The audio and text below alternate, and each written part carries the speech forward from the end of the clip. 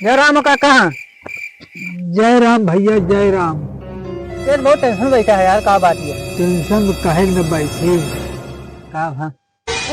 अरे भाई दिन कुछ पूछा, खेते में इतना रुपया लगाई जाए है हाँ। कि यूरिया ले आए, डाई ले आए, मनई के लगवाई दे ही, और अपनो खुद की मेहनत करे ही, पानी इतना बल बेब सींचे ही, मतलब काटे के दाम भैया मनई नहीं मिला तहाँ ये। तब तो बहुत बड़ी टेंशन है काका। तो हाँ भैया बहुत बड़ी टेंशन है।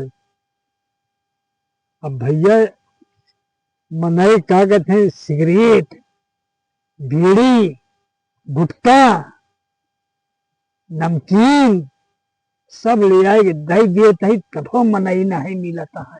मने तो का मिल जाए काका। मने मिल रही एक व्यवस्था करे पे तो का। कौन व्यवस्था करे के पड़ी?